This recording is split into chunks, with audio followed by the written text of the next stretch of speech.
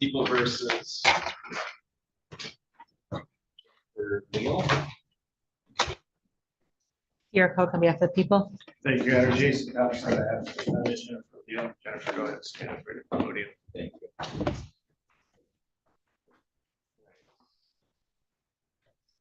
For status conference in the state today, Mr. Thompson. Files that on that side. Your Honor, there was an offer made and speak with Ms. Leal today. She's asked me to file a motion regarding the search, so I'd ask for 30 days to do that. Oh, do you have an objection to that? No, if we run a hearing, the plea offer will be revoked. You just make a record of what that offer is. It is possession of methamphetamine, dismiss the habitual fourth notice. So you're indicating that the plea offer will be withdrawn. Yes. So just make sure that you talk to Mr. Thompson about that so we understand all those implications. Otherwise, Mr. Thompson will set aside 30 days for you to file that motion. Is that going to require an evidentiary hearing? Yes. Okay, so when you contact my office, just let Jennifer know that so we can set aside. I will. Maybe I an think hour, 2 hours. I believe an hour to get it done. Okay. So just make sure you let them know. Be honest with you, that's for your side. Yeah, for today's hearing. Thank you. So, Nothing, thank you. do you have any questions? No, Your Honor. Okay, thank you. Thank you.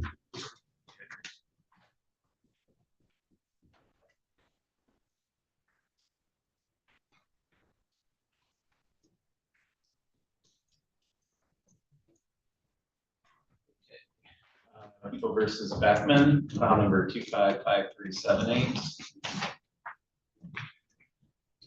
Thank you, Your Honor. Jason Thompson on behalf of the defendant, Jeremiah Beckman. I believe we're planning to be joined by Zoom by the Assistant Attorney General.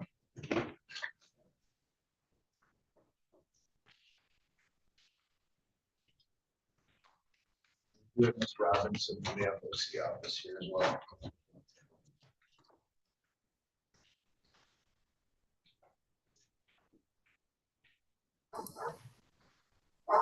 Okay, Mr. Trescone, are you appearing on the Beckman matter? Yes, sir. Okay, we're on the record in that matter. If you could put your appearance on, please. Michael Trescone for the people. Thank you. Mr. Trescone, present here in the courtroom is Mr. Beckman along with his counsel, Mr. Thompson. This is set for a status conference today. Mr. Thompson, tell me where this file is at. Yes, I'm pleased to report that a condition of the plea offer in this matter was Mr. Beckman getting his child support balance under $20,000. He did that just over the lunch hour, and I believe Ms. Robinson's here from the FOC office to confirm that. Okay, Ms. Robinson, is that correct? Yes, it is. Okay. All right, so Mr. Trescone, I don't know if you can see Ms. Robinson, she might be off camera, but FOC has confirmed that that payment was made today. So does that mean that we have a agreement? We do. There would be a delay of sentence. Plea is charged with a delay of sentence, and if with the possibility of moving on to a misdemeanor. Okay, Mr. Trescone, is that a correct statement of the plea offer? Correct, Your Honor. The plea that I have from the counsel whose case this is that because he is paid down below $20,800, he is eligible for delay. The offer is to plead guilty to count 1. The state will dismiss count 2. It will be an 11-month delay. If his arrearage is paid down below $13,900, then he can plead, ultimately enter a conviction for attempt. And if he pays it off in full, he can have the misdemeanor disorderly person. There is the additional requirement that he remain current on his child support payments. And I would note that he did not make a June payment. I understand that he did pay it off today, but he does need to make his monthly payments as well as a condition of the delay. Okay, Mr. Thompson, is that consistent with your understanding? Yes. Okay. Mr. Beckman, have you had an adequate opportunity to talk to Mr. Thompson about this plea agreement? Yeah. Is that how you want to proceed today? Yeah. Raise your right hand, please. Right. You solemnly swear or affirm the testimony you're about to give will be the truth, the whole truth, and nothing but the truth, so help you God? Yes. You can lower your hand. Mr. Beckman, you understand that if you successfully complete this delay of sentence, which is kind of like a probation, that you would be eligible to have the charge reduced either to an attempt or to a misdemeanor. Yes. However, if you were to fail to do that, you're going to be pleading guilty to the felony of failing to pay child support. That carries with it a maximum possible penalty of up to 4 years and or a $2,000 fine. You understand that? Yes. With all of that in mind, what is your plea to that charge today? Do you want to plead guilty or not guilty today to that? Go ahead. Not guilty. Could I have some time to think? You need to go off the record to do that? Yeah. You just see, I think Mr. Beckman's just confused a little bit. Yeah. Some advice real quick here would help understand.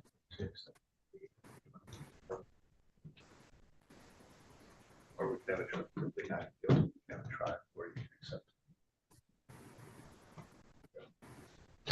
Guilty. Okay. So I'm gonna go through your rights with you, Mr. Beckman. You have the right to have a trial. You have the right to be tried by a jury. You have the right to be presumed innocent until proven guilty.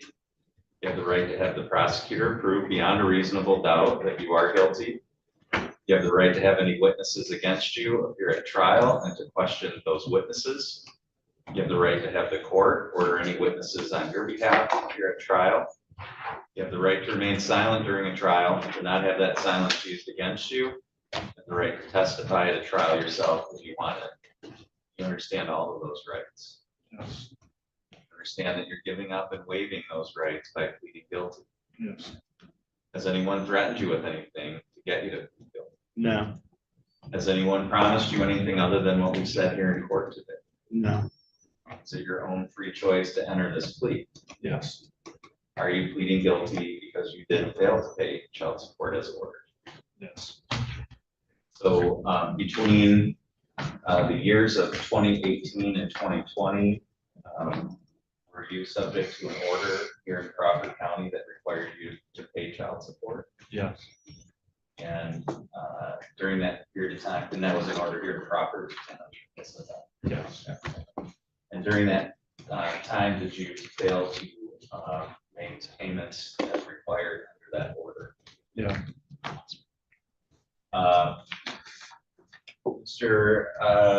Trescone, do you have any further questions for Mr. Beckman? You're muted. No, Your Honor. At this time, we would move to dismiss count 2. Mr. Thompson, any further questions? No further questions. Thank you. Mr. Trescone, are the people aware of any threats, promises, or inducements other than what's been placed on the record? No, Your Honor. Thompson? No. And Mr. Trescone, are the people satisfied that the court has complied with statute and court rule in the taking of this plea? Yes, Your Honor. Thompson? Yes. Mr. Beckman, the court finds that your plea is knowing, voluntary, and accurate. The court is satisfied there's a factual basis to support a finding that you are guilty of this charge. The court will accept your guilty plea. We're going to set this for another hearing date that's going to be in about 30 days. At that hearing, we're going to be going through all the terms of the delay of sentence to make sure that you understand how we're going to go forward from here, okay? All right.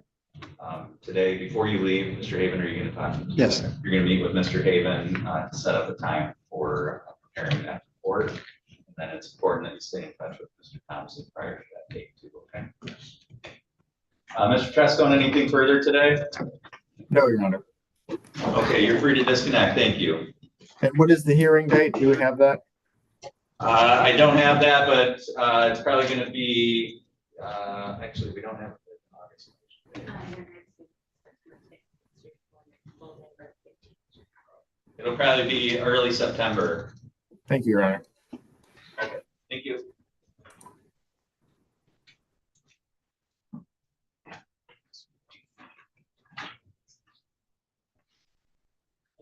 Okay, People versus Michael Khan, file number 255401. Here I go on behalf of the people. And we're on behalf of Mr. Khan, Your Honor, Mr. Khan is present. We are both approaching the vote. Set for status conference today. Mr. Brennan, can you tell me the status of this file? I may have, plea agreement that's been reduced to writing, my client's can be plead guilty to the operating while intoxicated. As a third offense, the remaining counts would be dismissed. And the habitual offender third would be dismissed. Ms. Coe, that is what the plea sheet indicates. Is that a correct statement? It is. Mr. Khan, have you had an adequate opportunity to talk to Mr. Brennan about this agreement? Yes. Is that how you wanted to proceed? Yes. Raise your right hand, please. You solemnly swear or affirm the testimony you're about to give will be the truth, the whole truth, and nothing but the truth, so help you God. You can lower your hand. Mr. Khan, were you on any kind of probation or parole at the time of this occurred? No. Right, and you understand that by pleading guilty to operating while intoxicated as a third offense, the maximum possible penalty you could face would be up to 5 years and or a $5,000 fine. Yes.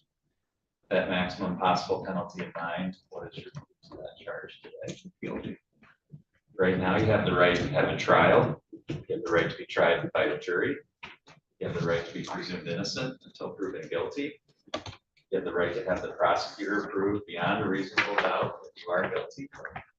You have the right to have any witnesses against you appear at trial to question those witnesses. You have the right to have the court order any witnesses on your behalf appear at trial. And you have the right to remain silent during that trial and not have that silence used against you. You understand all those rights. I understand that you're giving up and waiving all of those rights by pleading guilty. I do. Also, you don't have any right to appeal the plea that you're making here today. If you wanted to try to appeal it, your only way to do that is by leave, and that means that you have to ask for the Court of Appeals to hear your case. If they said no, then that would be the end of any appeal. You understand that? I do. Has anyone threatened you with anything? No. Has anyone promised you anything other than what we said here in court today? No. Is it your own free choice to enter this plea? It is. Are you pleading guilty because you are actually guilty of this crime? Yes. The information I have indicates this happened on January 31st of 2025. Is that the correct date? Yes. On that day, were you consuming some alcohol? Yes. And after you consumed that alcohol, did you operate a vehicle on an M72 here in Crawford? I did. And did you have any blood or breath tested even the amount of alcohol in your system? I don't. Do you remember what that result was? I'm not, I think it was what, 0.125 or, yeah, it was, oh, yeah. It was over the 0.08. Yeah, on the yeah, bill. Do you have any reason to doubt the accuracy of that test? No. That you consumed enough alcohol that you were intoxicated at that time? Yeah. Had you previously been convicted of operating while intoxicated back in 2001 in the 81st District Court? Yes. And also in 2003 in the 82nd District Court? Yes. Ms. Koch, are the people satisfied with the factual basis? Yes, and for the record, the PBT was 0.61 and the lab was 0.203. Mr. Vernon, are you satisfied with the factual basis? I am. Ms. Koch, are the people aware of any threats, promises, or inducements other than what's been placed on the record? No, Your Honor. Mr. Vernon? By way of inducement, I did go over his sentencing guidelines with him. I explained to him that that was my evaluation of this, of the criteria and the facts associated with that. That my evaluation was this is no way binding on this court. That was in no way a part of this plea agreement. Do you have any questions about that part of it? Ms. Koch, are the people satisfied that the court has complied with statute and court will not take this plea? No, Your Honor. Say no. I'm sorry, yes. Okay. Mr. Vernon? I am satisfied with the court's. That's okay. If you're not, you need to figure out where you went wrong. No, I was reading my notes. We are correct, Your Honor. Okay. Mr. Khan, the court finds that your plea is knowing, voluntary, and accurate. The court is satisfied that there's a factual basis to support a finding that you are guilty of this charge, the court will accept your guilty plea. We'll set this matter for a sentencing date. It's going to be in early September. It's important that you stay in touch with Mr. Byrne prior to that time. And then before you leave today, you're going to meet with someone from the probation department to set up a pre-sentence interview. Do you have any questions about that? Thank you, Judge.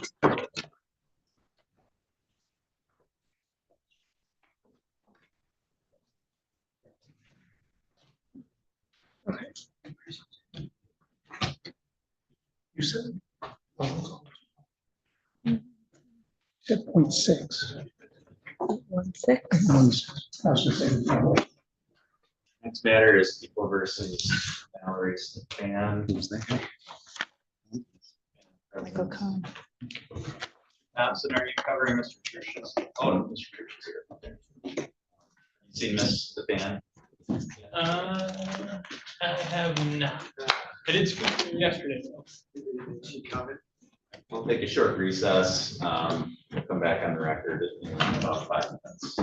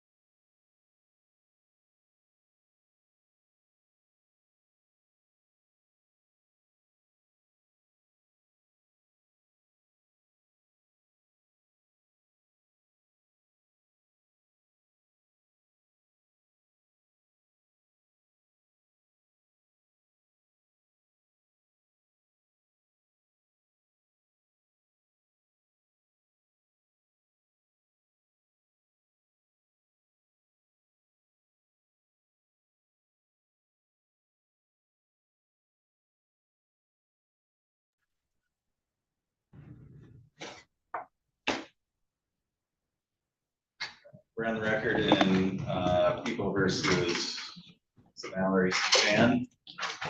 Stan, if you want to come up to the podium here, please. This is file number 245348. The record should reflect Ms. Stefan's present here in the courtroom today. This is the date and time set for sentencing in this matter. If I could have counsel put your minutes. Sierra Cook on behalf of the people. Thank you, Your Honor. Richard Trush, on behalf of Ms. Stefan. Ms. Stefan, have you had a chance to go through the pre-sentence report and talk to Mr. Trush about that? I didn't know. I don't think I got one. Huh? On paper? Mr. Trush, did you go through the report with her? We went over the recommendations. I didn't provide her a hard copy of the report. Okay. Did you want to review that report before we get started? Okay. Okay. I would actually like to withdraw my plea, take the trial. Okay. What's the basis for withdrawing your plea? That was originally the plan that I had wanted to do in the first place, was take it to trial. You changed your mind, is that? I didn't really change my mind. That was the first one to make in the last court date too. Okay. I just didn't really think it was, I didn't really think you guys said. Well, we had a really long hearing there. Yeah. So there's only a couple of reasons why you're allowed to withdraw your plea after the court accepts it. Okay. Number one, if there's an error in the plea taking process, in other words, if I forgot to do something that I was supposed to do, advise you of some rights that I was supposed to advise you of. If you didn't understand what was going on at the time. I'm confident that you understood exactly what was happening on that day. Not really. I know that's what you say, but to any rational person. Okay, but I'm not the only one guilty in this situation, so that's why I want to take the trial. Okay, I'm explaining to you why you're not going to do that. Because there was no error in the plea taking process, in my view.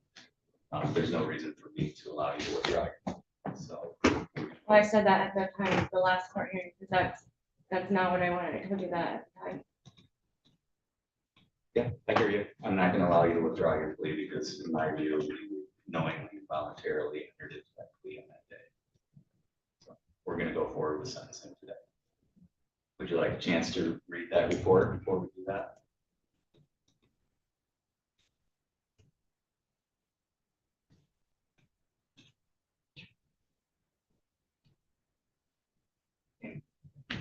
Yes or no? Okay. So you want to take a second to get a copy of it? Provide to us, Sophia? Yes.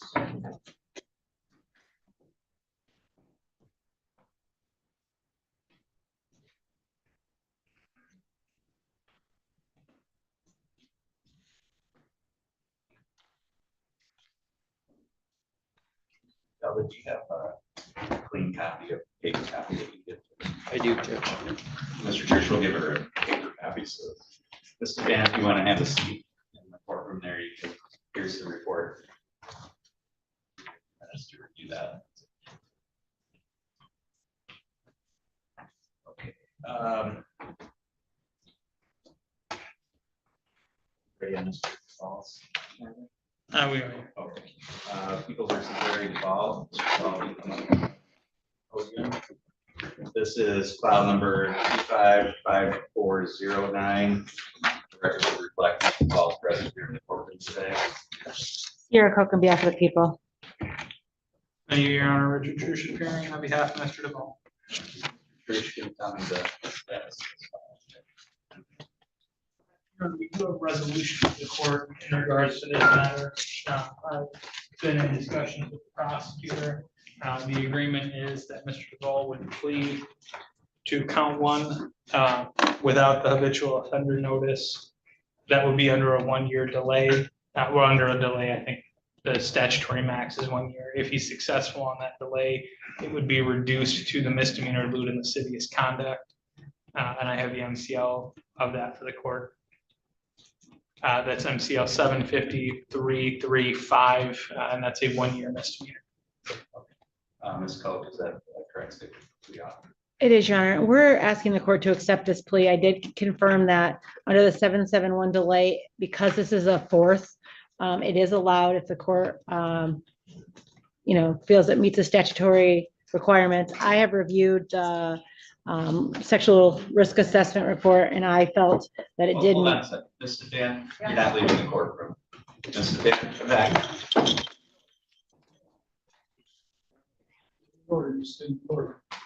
You review that right here, you're not leaving.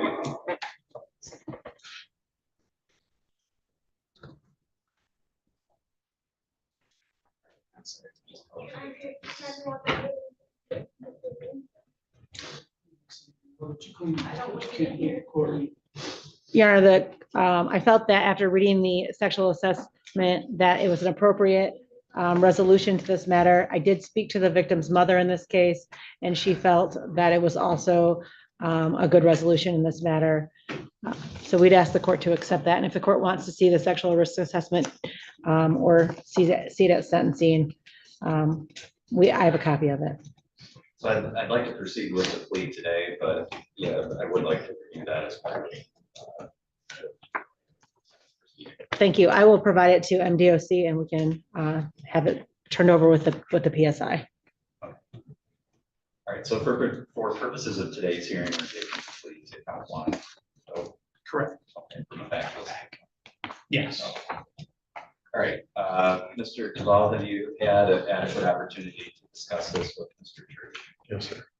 And what we discussed here today, is that the same agreement that we talked about? Yes, sir. Is that how you wanted to proceed today? Yes, sir. Can you raise your right hand, please? Do you solemnly swear or affirm the testimony you're about to give will be the truth, the whole truth, and nothing but the truth, so help you God? I do. Thank you. Over your hand. Mr. Caval, are you on any kind of probation or parole, or were you at the time of this incident? No, sir.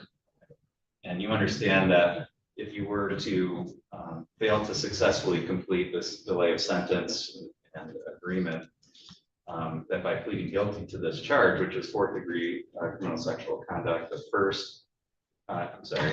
fourth degree, the maximum possible penalty that you could face would be up to 2 years or $500 fine. Yes, sir. With that in mind, what is your plea to that today? Guilty. Right now, you have certain rights. I'm going to go through those with you. You have the right to have a trial. You have the right to be tried by a jury. You have the right to be presumed innocent until proven guilty.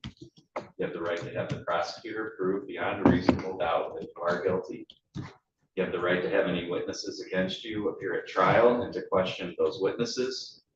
You have the right to have the court order any witnesses on your behalf appear at trial. You have the right to remain silent during a trial, to not have that silence used against you, and the right to testify at a trial yourself if you want it. You understand all those rights. Yes, sir. And you understand that you're giving up and waiving all of those rights by pleading guilty. Yes, sir.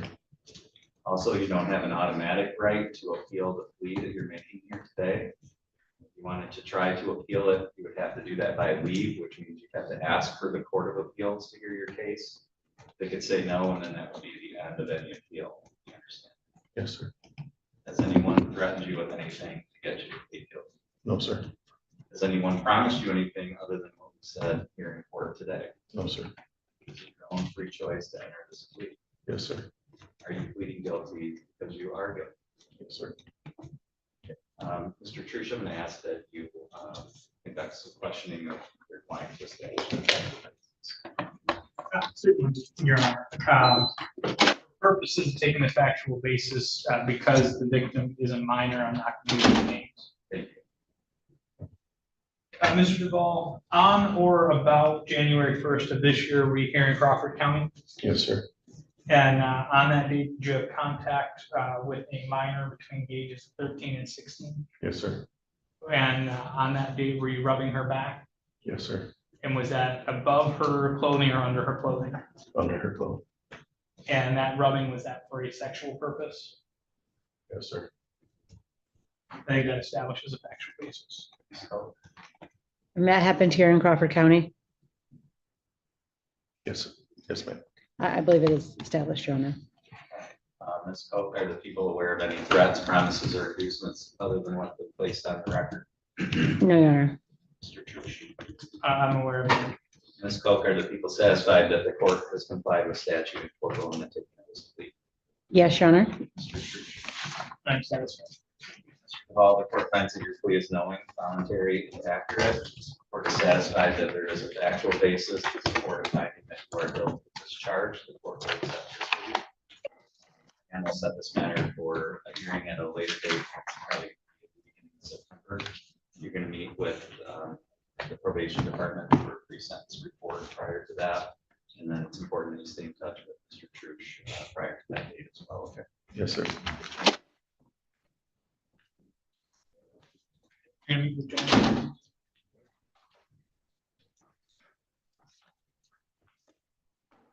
You know, Mr. Voting, is he appearing by video? He might be. We tried to get him. So, The jail is signed in. Hello, can you tell me your name, please? Dean Godding. Okay, got it. he's in Ingham County's jail, or at least that's where he last was. Okay, Mr. Gadding, are you able to hear me okay? Yes, sir. Okay, we're on the record in People versus Dean Gadding. This is file number 255427. Mr. Gadding's present by Zoom from, is it Ingham County Jail? Is that where you're at, Mr. Gadding? Yes, Your Honor. Okay, from Ingham County Jail. For some reason, the video is not working, but can't hear Mr. Gadding. Oh, hold on. I think is that, there you go. Oh, yeah. Okay, Yep. good. There we go. They told me not to touch it, but Yeah. All right. Just Mr. Gadding, if at any point you can't hear us, or you need me to repeat something, just raise your hand and let us know, okay? okay. Mr. Trush, can you tell me how we're going to proceed, Mr. Gadding? Your Honor, I think we're going to need to adjourn it probably for 30 days. The situation here, Mr. Gooding has a federal matter that's proceeding sort of parallel to this, which is to say, I think this forms the basis for a violation of his federal parole. From my last communication with him, I'm not sure. It sounds like either the hearing is just about to happen or just did happen. Depending on the outcome of that, though, I've been in discussions with the prosecutor. She may well dismiss our case here, depending on what the feds choose to do. But I would ask Mr. Gadding, can you confirm what's the status of the federal case right now? Well, sir, I thought that's what I was here for today. I had no idea that I was coming before this court. The status is the offer is up to 24 months. And from what I know, I was going to try and see if Crawford County would be okay with me doing a very intensive inpatient program. It's a 1 year program. I don't want to get into what we're asking for here, because this case may wind up dismissed. But so you have a deal in place. Have you taken it, or are you still waiting to take advantage of that? I'm waiting to take advantage. Okay. So I would ask to set about 30 days. When I contacted Ingham County yesterday, they were not able to facilitate a call. Again, not surprising. I called them, 5 o'clock on Sunday. But I have no doubt that I'll be able to get a call set up with him shortly where we can resolve this. Okay, Ms. Coe, do you have any objections to that? No, dealing with the federal system is difficult. Okay, so I'll set this for another status conference that reports full motion day in September. So Mr. Gadding, we're going to set this case here for another hearing to see what can be worked out between this and your federal case. What was your question? Just that I was just wondering, am I going to be going back to the county I was in, Newaygo? Because where I'm at, I'm having a very hard time with communicating with anybody from here. I'm on lockdown 18 hours out of the day in this county, and I can't really communicate with, like Mr. Trush said, I've tried to contact many people, and I'm barely in contact with anybody. I've spoken to my daughter, and that's it.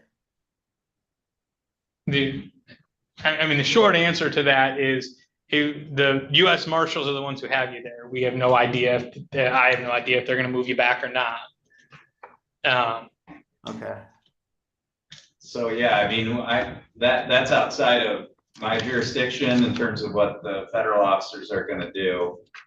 And it sounds like they've got priority in terms of their custody. So yeah, all I can do is keep this case moving and have it scheduled for another hearing. And okay. Mr. Trush, I did send you a request, so I could speak to you via our kiosks. I sent it to the 8383 number. Okay, So yeah, if I you- did receive that. We're working on getting a call set up. Okay. Okay, Ms. Koch, anything further on this file? No, thank you. Mr. Trush? No, thank you. That's all for today, Mr. Gadding, and we're gonna disconnect at this time. All right. Thank you. Thank you.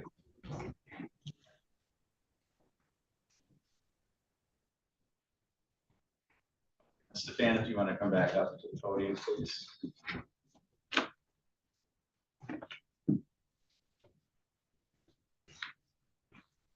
All right, so the record should reflect Ms. Stefan was given a paper copy of the BSI. She's had an opportunity to review that while we took care of some other matters.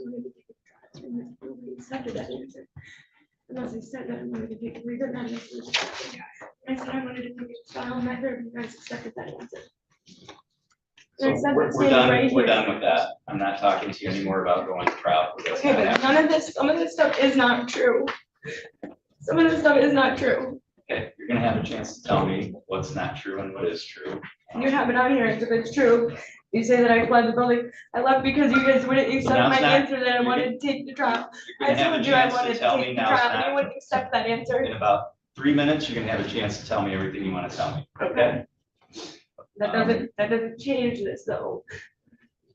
That you wouldn't accept the answer that I said I wanted to take a trial, but you would accept that the plea deal, because that's the answer that you wanted me to do. I didn't want to make that choice. I stood right here and told you guys both that I wanted to take it to trial, and that answer wasn't acceptable. Okay, I need So to why con- wasn't that I need answer to conduct acceptable? this hearing.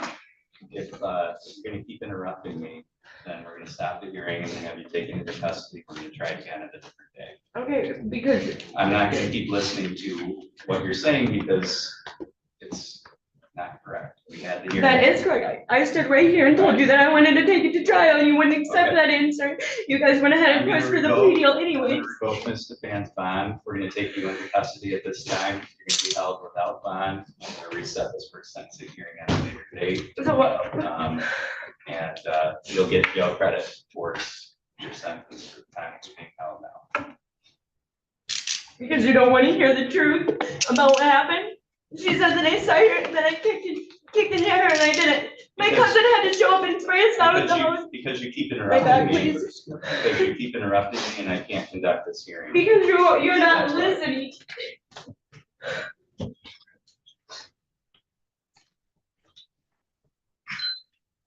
So for the record, my court will reset this for sentencing hearing at a later date. And I'll notify council. Here. I'll also issue a written order revoking your bond and bringing her to jail. That's it.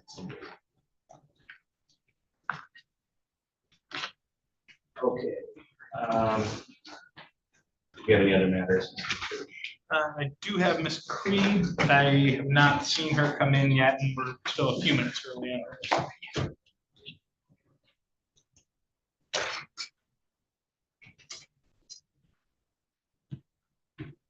Are you the attorney for are you Mr. Lesson? I'm Mr. Lesson. Okay. Have you seen your attorney? I've just talked to him. He said he was gonna be here after this. Let's take a short recess and we'll go back on record in about 5 minutes.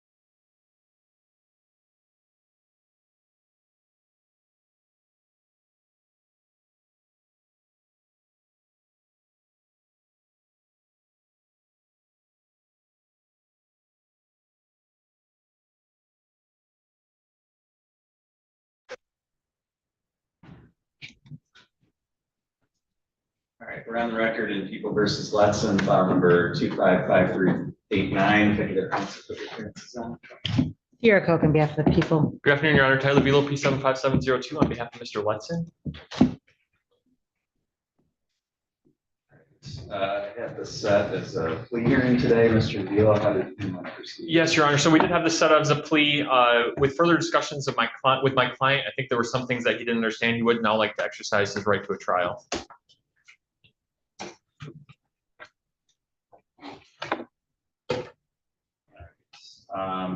Ms. Coke, how much time do people want to be ready for trial?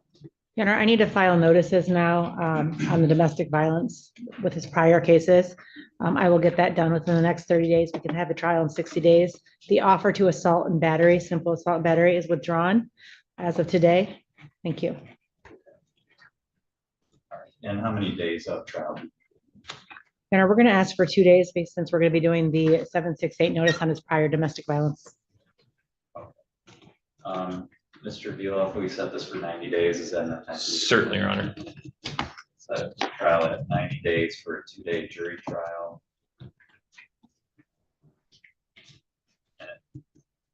I will set it for a final status conference, although it sounds like The offer's been withdrawn, sounds yeah. like there's So not going to be a plea, so that's fine. But we'll set it for a final status conference on the court's motion day immediately prior to the trial date once we get that. is there a scheduling order as far as jury instructions? I'm going. Okay. Filling that out right now. Oh. And I'll send that out to you. Thank you, Your Honor. And that explains when to submit the read instruction and so forth. So to the extent there are further plea discussions, that final status conference will be the plea cutoff.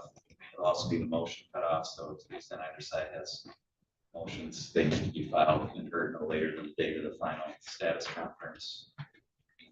All the instructions are in there. Ms. Coke, any other scheduling matters for your side today? No, thank you. All set. Thank you, Your Honor. So the court will send out the trial notice, the notice of the final status conference, and a copy of the scheduling order. Mr. Latson, do you have any questions? No? Okay, thank you. Thank you, Your Honor. Have a good day.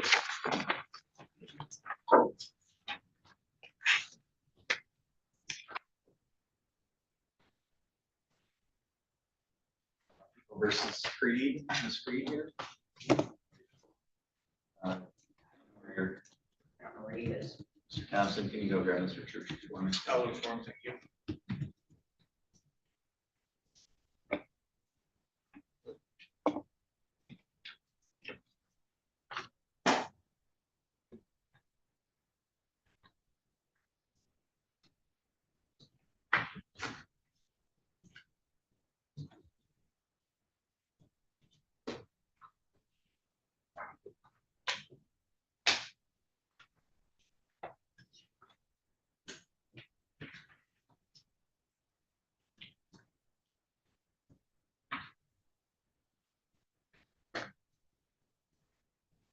Mr. Trees was asking for just one more moment. He's getting people ready for the court's arraignments shortly. Do you have? Mr. Roy Smith is here. Okay, Mr. Smith, will you come forward, please? We have the headphones, Your Honor, for hearing assistance, please. Yes. You can help yourself anytime. Those are in the box. So Okay. go whenever you. I'm gonna grab these, see if they help. If not, I can speak up.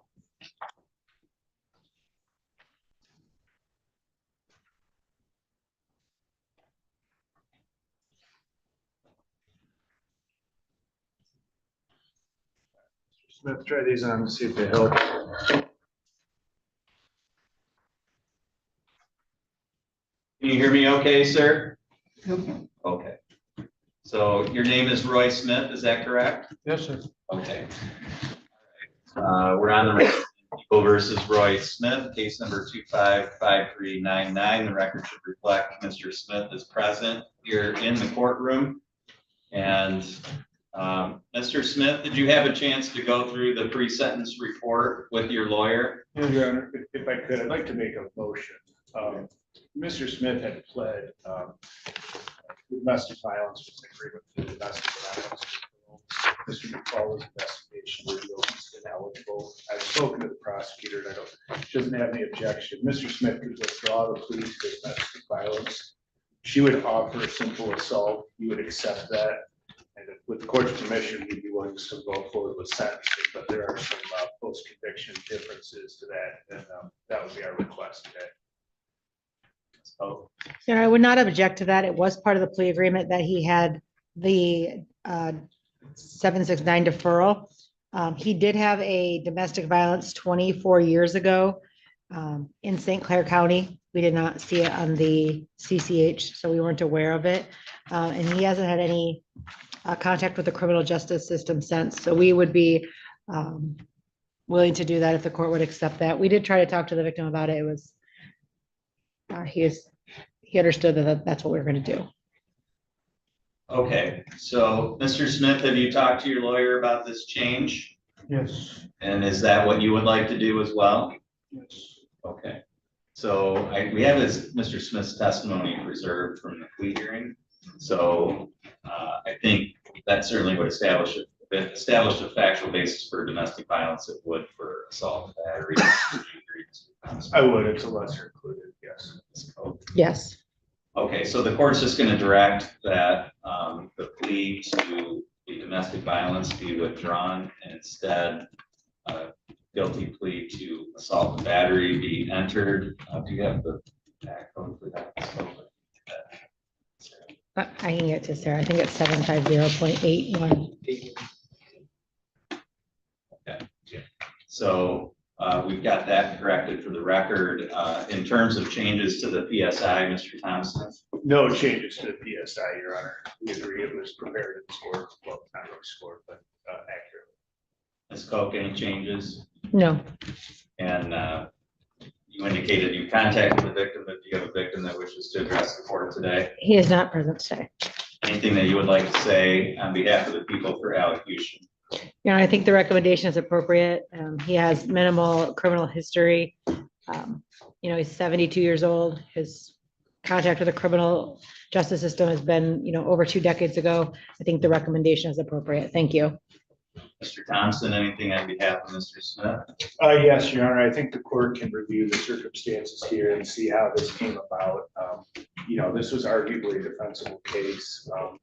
Mr. Smith chose to take this misdemeanor plea. I think it's good for everyone involved to put this matter to rest. It's unfortunate when family situations turn like this, but he was obviously very upset that day. He apologizes to the court, and I think it's an appropriate resolution that's been suggested by Mr. McFall. Thank you. Mr. Smith, was there anything you wanted to say today? Not really. It happened and I'm sorry for it.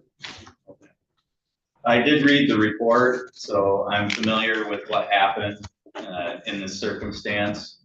And I do think that the recommendation is an appropriate way to handle this. It sounds like, the other individual was not in the right state of mind, came over to your house, was acting in a certain way, and I think you took some actions to try and, probably protect yourself and your property. Yes. Maybe not the best way for you to handle that. Right. But I think anybody looking at this could kind of understand why you did what you did, even if it was maybe not the best way to handle it.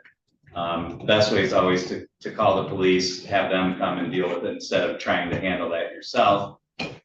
But I think that the recommendation is appropriate, and I'm going to follow that recommendation.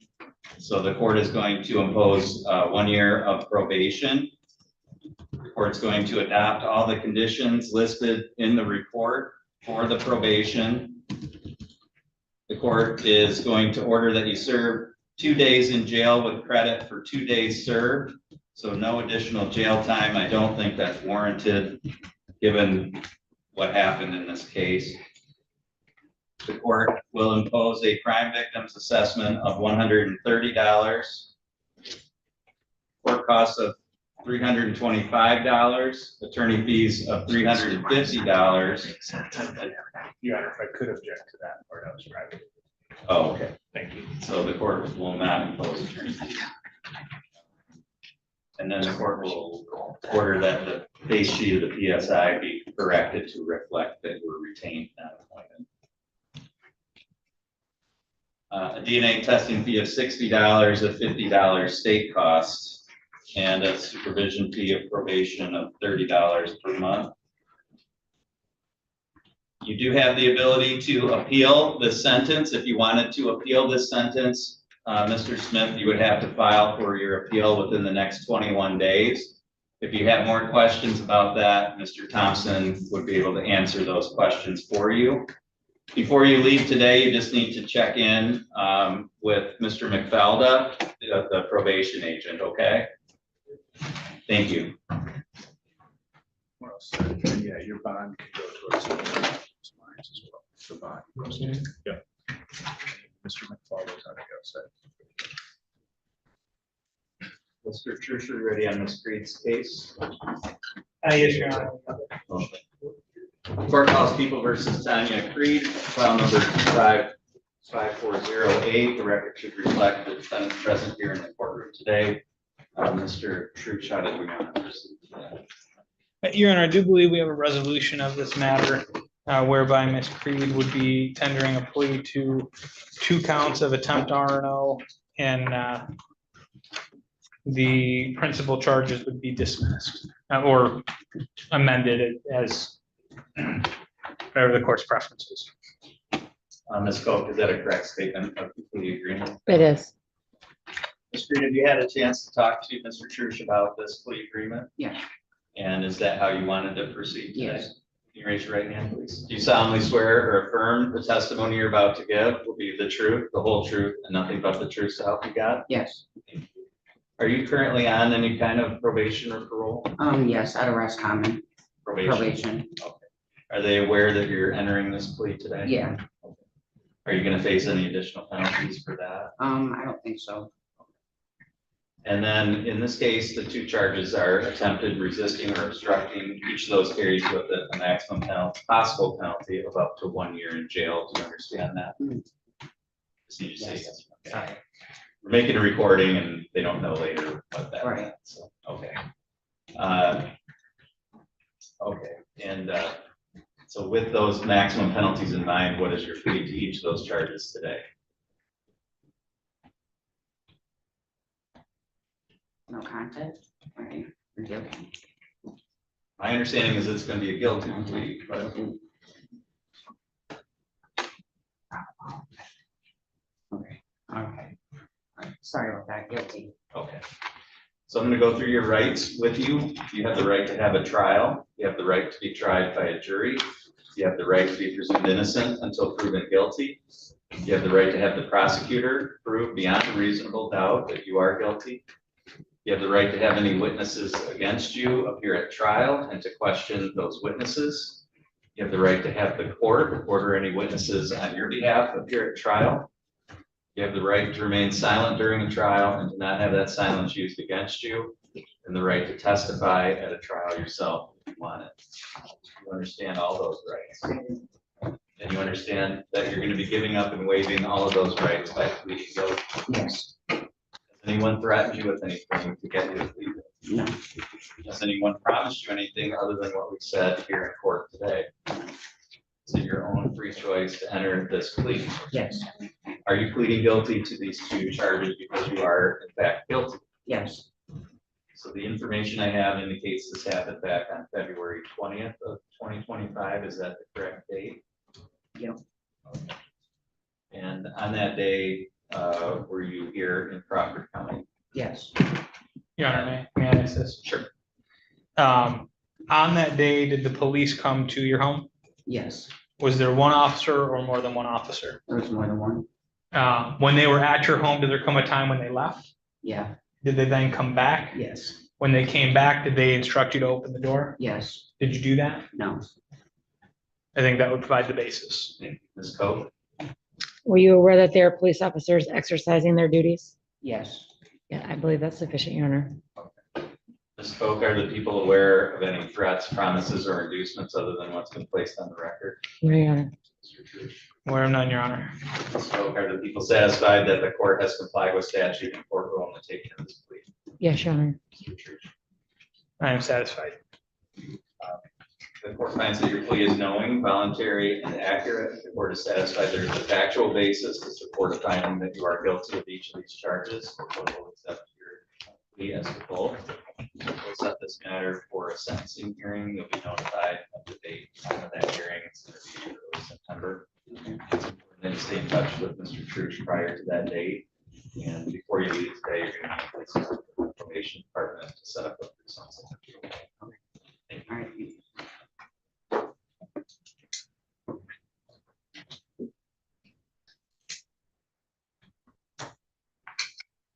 Your Honor, I am told there's 2 in custody arraignments. Yes, they have not connected yet. I think they're gonna connect from the jail. I suspect so. Okay. I just wanted to let the court know I've met with both of them already. Okay. Yeah, I mean, you can do those. Whenever they want to spend time.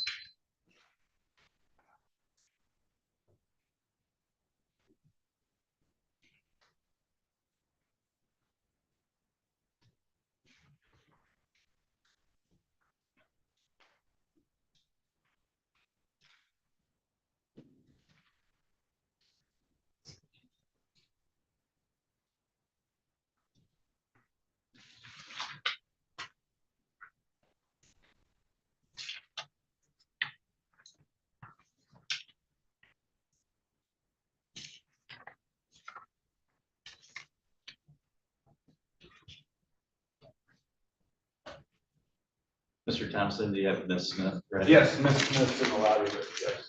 Ms. Smith, would you read the judge has it already?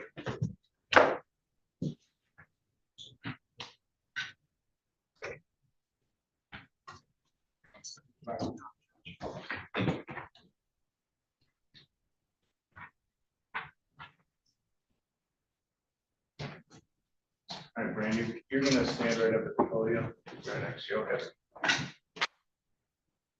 Okay, we'll go on the record in People versus Brandy Smith, file number 255419, reflecting Smith's present here in the courtroom today. I could have counsel put your appearances on. Sierra Cook on behalf of the people. Thank you, Your Honor. Jason Thompson, on behalf of the defendant, Brandy Smith. The date and time set for sentencing in this matter. Ms. Smith, have you had a chance to go through the pre-sentence report and talk to Mr. Thompson about that? Yes, sir. Mr. Thompson, are there any additions, deletions, or corrections? No, Your Honor. Ms. Coe, do people have any additions, deletions, or corrections? No, Your Honor. Anything, do you have any victims that wish to testify? No, Your Honor. Anything on behalf of the people for allocation? Your Honor, the restitution request was provided, now amount of $1,409 to Ramada. I'm not really sure how Ms. Smith got herself into this position because she's 44 years old and she only has 1 misdemeanor. Normally when I see these type of behaviors, I see a much more lengthy criminal history. I think there's some mental health issues that need to be addressed. So I think the recommendation is appropriate. And I hope that she's successful in probation and gets a restitution paid and her mental health under control. Thank you. Thompson. All right, thank you, Your Honor. I mean, unfortunately, how we got here is how some defendants get here, which is some pre-existing mental health problems that are then exacerbated by substance abuse. That's been my observation is people with sort of manageable or low-level mental health problems that they really can't then manage them when they use methamphetamine. So Ms. Smith has learned a lot from that. She's engaging in mental health treatment. She's remaining sober. And she's committed to paying her restitution here. She's brought some money today. She wants to start paying on it. She'll certainly have it paid during her term of probation. I think it's an appropriate plan and recommendation that has been proposed here, Your Honor. We would ask the court to adopt it. Thank you. Thank you. Ms. Smith, anything you wanted to say today? I would like to apologize to the hotel as well as the police and you guys for everything. I want to get help, obviously. I'm just really sorry. I'd like to get everything paid as soon as possible. So I did read through the report. I'm familiar with what happened in this case, and your background as well, based on the information in that report. I do think that the recommendation is a good recommendation. I agree with Mr. Thompson. If you already have, some underlying issues, using methamphetamine is just really going to bring those out. And I don't think what happened in this case is something that you would normally do if you weren't under the influence of that. So I hope that part of what you're going to do for yourself going forward is getting some help so that you're not using that substance to cope with your mental health issues. And I think probation is appropriate to kind of follow that and make sure that you're staying on the right track for a period of time. And so I agree with the recommendation. The court is going to place you on, with regard to both counts in this case, probation for a period of 1 year. The court is going to adopt as the conditions of that probation all the terms and conditions listed in the report. One of those is that you're not to use or possess any controlled substances unless they're prescribed to you. And that you complete any kind of mental health counseling or any other kind of recommended treatment for probation. I think that's going to be key to help you move forward. The court is not going to impose any additional upfront jail time. I am going to impose 90 days with credit for 3 days served. I'm going to hold that time in abeyance so that if you comply with your probation, you won't have to serve that time. However, if you do violate your probation, then I can impose any or all of that 90 days immediately. So that's going to be kind of an additional motivation, I hope, for you to comply with probation. The court is going to order restitution in the amount of $1,409.79. That's payable to the Crawford County Clerk to be dispersed to the Ramada Inn. A crime victim's assessment of $130, court costs of $325, attorney fees of $350, DNA testing fee of $60, and $100 state cost, as well as a $30 per month supervision fee while you're on probation. If you're able to get that restitution paid off in a timely manner, I would consider waiving the court costs and attorney fees. Given your financial situation, I'd rather have you focus on that, paying back that restitution than paying court costs and attorney fees. The other fines and costs I can't waive. You do have the ability to appeal this sentence. If you wanted to appeal, you would have to file for appeal within the next 21 days. If you have additional questions about that, Mr. Thompson will be able to help you with that. Other than that, before you leave, you're going to check in with Mr. McDowell, that will be your probation agent. Let's hope anything further on this file today. Thank you, Your Honor. Mr. Thompson. Nothing further for today's record. Thank you. Good luck to you going forward, Mr. Thompson.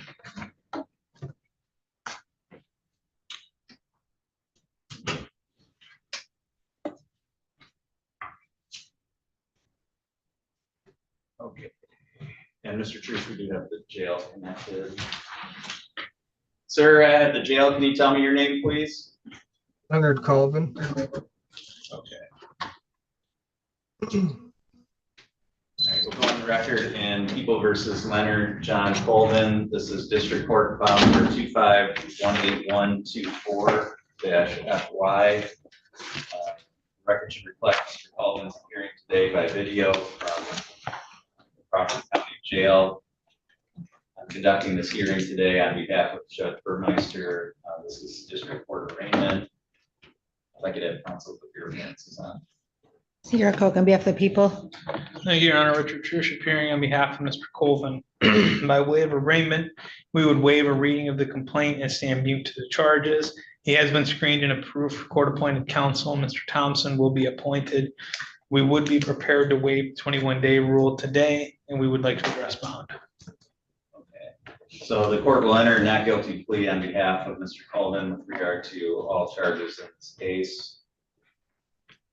The court will set this for a felony pretrial on July 29th at 1 p.m. So, Mr. Colvin, your next court hearing will be July 29th at 1 p.m. At that Mr. Colvin requested court-appointed counsel? Yes, Okay. Did you already address that? I did. Mr. Okay. Thompson's going to be appointed. Okay, I'm sorry. And Mr. Colvin, Mr. Jason Thompson's going to be appointed to represent you. He'll be your attorney going forward after today. In terms of bond, Ms. Coe, take a position on that. Your Honor, I believe the likelihood of conviction is high, given he was the only person in the vehicle and agreed that the things in the car were used for meth and there was meth in the car. He has a fairly substantial criminal history in the last 10 years. 2013 possession of marijuana, 2013 allowing a DWS, 2016 DWS, 2017 delivery manufacturer less than 50 grams, 2018 DWS second, 2018 operated without a license, 2019 allowing suspended, 2020 impaired, 2022 OWI second, and 2022 possession less than 25 grams. So we'd ask for a mid-size bond. Thank you. Mr. Church. Thank you, Your Honor. I would identify to the court his prior record consists of 2 prior felonies.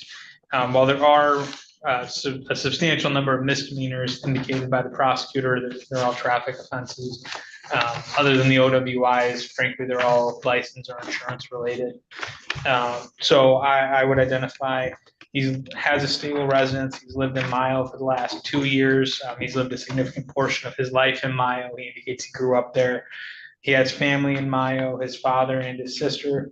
He's employed and has been employed at the same place for doing construction for several years. He's always appeared for court in the past. He rents a home, or he actually is buying a home on a land contract. So he does have substantial ties to the community.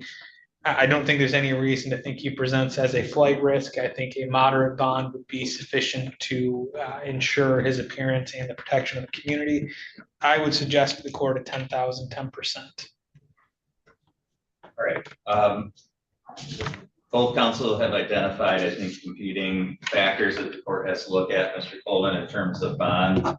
To me, the compelling factors here, number one, are the fact that you were alleged to have been operating a vehicle with a suspended license, with open alcohol, and in possession of methamphetamine, which gives the court concerns for public safety.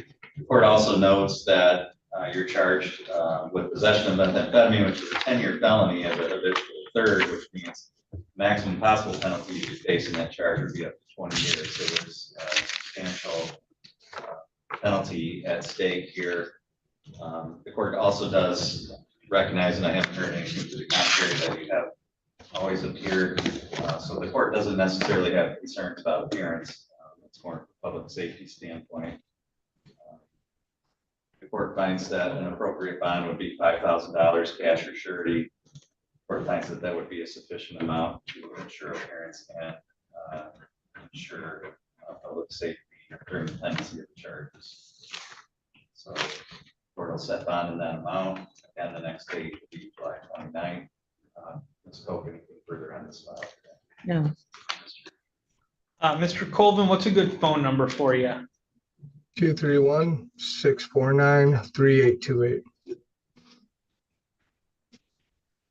Nothing further, thank you. Okay, all right, thank you. That's all for today, Mr. Colvin. If you can let the jail know we need our next individual. Thank you.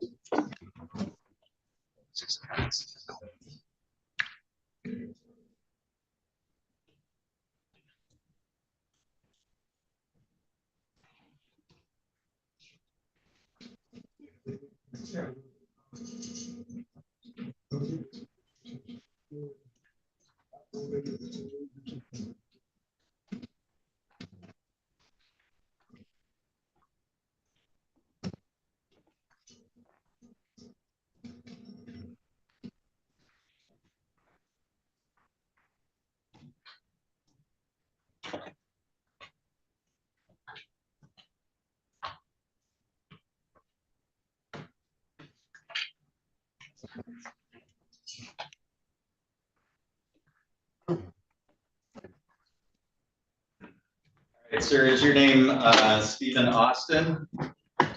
Stephen, yes, sir. Okay.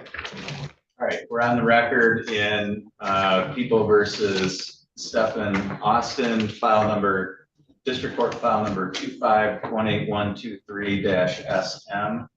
The record should reflect Mr. Austin is appearing today by video from Crawford County Jail. If I could have counsel for your appearances on. Sierra Folk on behalf of the people. Thank you, Your Honor. Richard Trushby on behalf of Mr. Austin. By way of arraignment, we would waive a reading of the complaint and we would stand mute to the charges. He has been screened and approved for appointed counsel. James Dick will be appointed on that matter, and we would like to address bond. Okay, so the court will enter a not guilty plea on behalf of Mr. Austin with regard to the charge in this case. The court will set this matter for a pretrial hearing on August 1st of 2025 at 9:30 a.m. So Mr. Austin, that'll be your next appearance in court. And you'll be provided with written notice of that date. You'll also be provided with contact information for your attorney, Mr. Dick, who's been appointed for you in terms of bond pending that hearing, Ms. Pope. Your Honor, Mr. Austin does not have a criminal history. The allegations are that he was fighting with a significant other. He blocked her. She tried to go through the window and he tried to pull her back in. He admits it, although he says he was trying to help her. The neighbor did see this occur, and the woman and the children ran across the street and the neighbor called the police.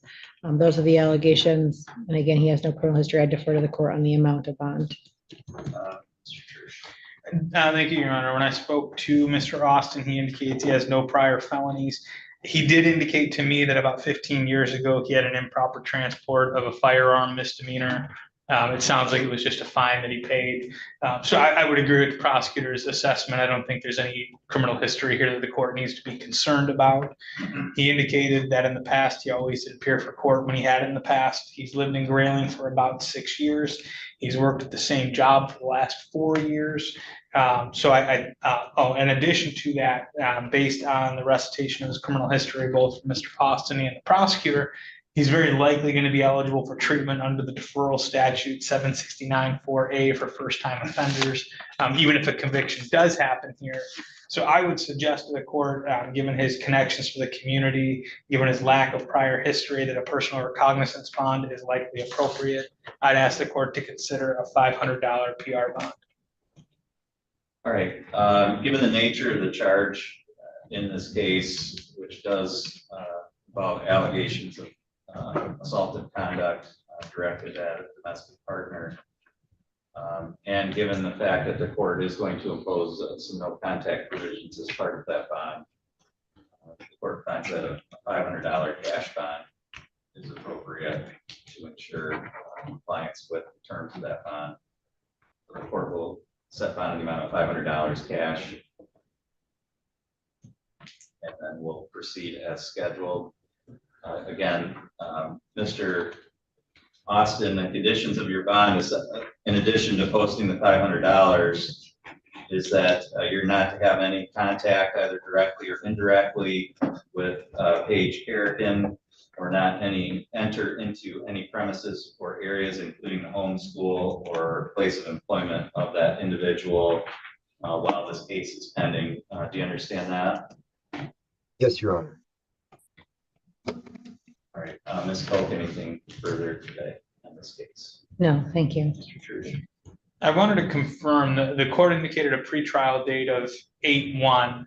Is there a status conference date? Because typically on misdemeanors, the client doesn't participate in the pretrial conference. The attorney handles it for him, and it's followed by a status conference. That is set for August 26th. Okay, I didn't hear it, and I wanted to make sure that Mr. Austin gets it. Okay. And he will be provided with written confirmation of his next date, if I misspoke. Okay. All right. Thank you. That's all for today, Mr. Austin. The court's going to disconnect at this time. Thank you, Your Honor.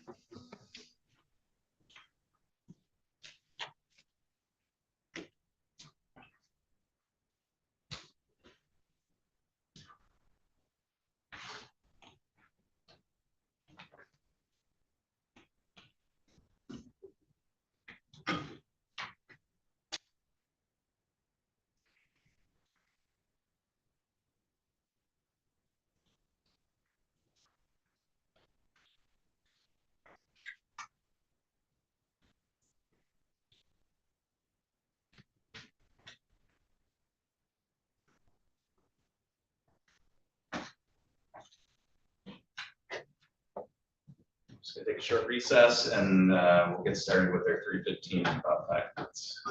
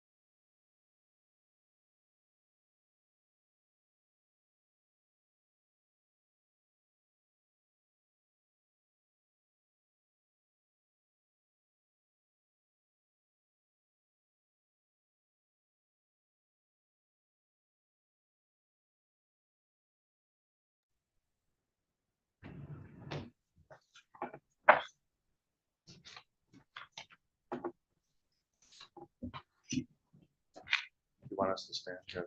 Please, yeah. All right, we're on the record now in People versus Jennifer Palmer. This is file number 255413. Jesse Williams with Ms. Palmer. Sierra Coke on behalf of the people. All right, and I know council's aware of this, but I just want to caution council again. This case does involve a minor victim, so I'm going to ask everyone to refrain from using the victim's name during proceedings here. Victim can be referred to as either victim or by initials. This is the date and time set for a sentencing hearing in this matter. Ms. Palmer, have you had a chance to go through the pre-sentence report and talk to Mr. Williams about that? Yeah. And Mr. Williams, are there any additions, deletions, or corrections to the body of that report or the actual? Did the court receive the risk assessment formed by Burgess' office? That was filed as an attachment. It should have been attached. So there's a risk assessment, and Your Honor, just to be frank on the way here, I remember that this court requires or requests the attorneys to file a memorandum on challenging OVs, PRVs. I'm sorry, I forgot. I mean, I'm just in different circuits and everything. Different. So I do have OV challenges for 10, 13, and 19. I think it's important. She actually went and had a risk assessment done by the Burgess office, which works exclusively with the youth sex offender program in Kent County, exclusively with that court. And it was important for the court to have that information. I don't know if there's time for the court. I don't know if you want to adjourn it, you want to review it. I don't know what you want me to do. I'm just asking. I'm not going to adjourn because we're all here. We've got victims that are present, so I'm not going to adjourn it. I don't know. I just texted Jeff. I'll make argument regardless. I'll make sure the court has that document shortly. Okay. But it's important, it's critical. If we did not send it, that would be a mistake by my office. So yeah, I don't know. All I know is given everything else. you are, and I agree with that. So I don't know. That being said, where do you want me to start, Your Honor? I guess first, I want to make sure that there aren't any additions, deletions, or corrections to the body of the report. No, we're only making factual challenges to that, and correct. We're not asking the court to delete it. We'll just make argument on anything that's in the report. All right. So your first challenge is, you said the OB10. The OB10, and it's scored for exploitation, and I understand that as charged, because she works in a penal institution, that statutorily that's a logical argument. But as far as scoring, the statement from the victim is very clear that the victim engaged Ms. Palmer, sought out Ms. Palmer, and proactively wanted this to occur in the victim's life. So in scoring, I'm assuming the 10 points is for the youth or agedness. And the argument is that, but for the penal institution at the time this incident occurred, at least for the facts of this plea and the PSI, the victim was of consenting age. The victim would have been 16 at the time, as far as the factual basis of the plea is concerned. So, but for the penal institution, this wouldn't have been a crime. So the argument that the youth or agedness of the victim was exploited, it's not defined in the instructions. So I'm arguing that it shouldn't be scored in this unique instance. And I actually considered making the argument that under OV 10, she should have been scored at 15 for predatory conduct. I read through the investigation that was conducted initially at Shawano, where the young victim indicated that there was no sexual assault. We have since had a baby that the DNA has proven to be, as of Friday, the youth child. I went back from the date of conception and it was just gonna 8 days. Okay. I would just object is that DNA is not part of the PSI. Well, I mean, there's no question that the child that was born with this is the victim's child, correct? I'm not arguing DNA, I'm just saying it was never part of the record or for the purpose of this, There's reference to it in the PSI. Sentencing hearings are not subject to the rules of evidence. fair enough, I just make the objection, Your Honor, just. Yeah, for the okay, record. that's preserved for the record, but. Thank you. Let's go. When I did a backwards calculation from the date of the birth of that child to the youth's 16th birthday, it was the date of conception was 8 days after that juvenile turned 16. 8 days is when the conception of that baby is, if it's a 40-week period. I say that because I think this definitely should be scored for exploitation. We are talking about a 32-year-old woman who was a police officer, and then she was a Shawano worker. She had control over everything with this youth when he was allowed out of his cell, when he was allowed to use the phone, what privileges he had. She had complete authority over him. And I understand that he thinks he is not a victim because he was, 8 days after turning 16. But she certainly had every bit of age on him. I think the difference in age, the exploitation of her position clearly shows that it should be scored at least 10 points. Thank you. All right, so the variables, the court has to score variables. The court has to determine that there are facts by preponderance of the evidence, in other words, more likely than not, or just tipping the scales one way or the other to support actually the scoring of any particular variable. The court can use information contained within pre-sentence reports, victim impact statements, police reports, sworn testimony such as that given at preliminary exams or other proceedings in making those factual determinations. In this case, the challenge is to OB 10, which is exploitation of a vulnerable victim.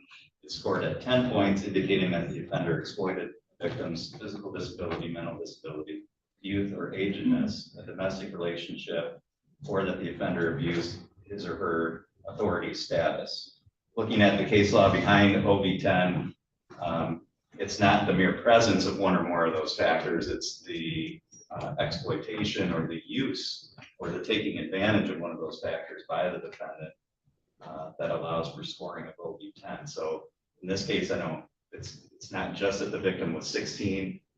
It doesn't matter whether the victim was of the age of consent or not of the age of consent.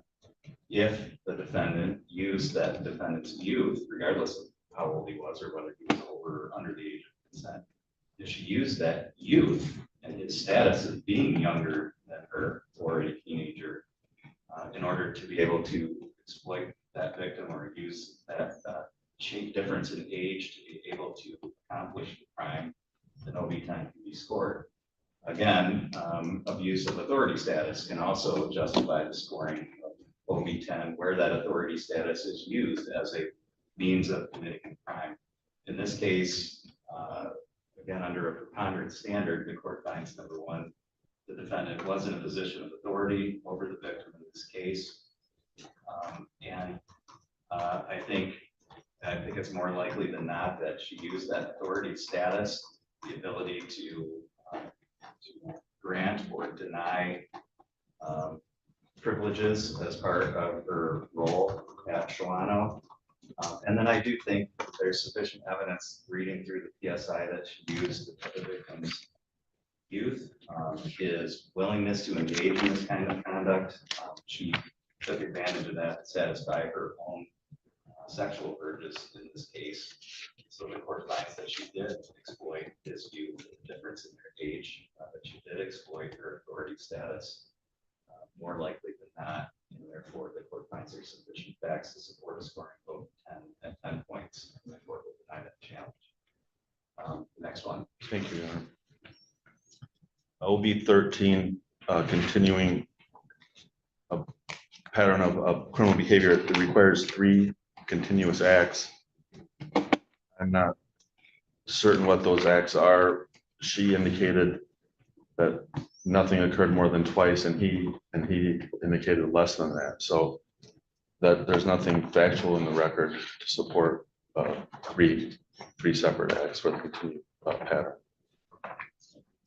Reading from the PSI, where it says page 3 on the bottom, I'm just going to read the whole thing. She said she and EB had sex at least twice. She said they had sex in a cleaning closet. She worked a float position so she could move around. EB would manufacture a crisis, such as flooding a toilet, and she would have to go to the cleaning closet.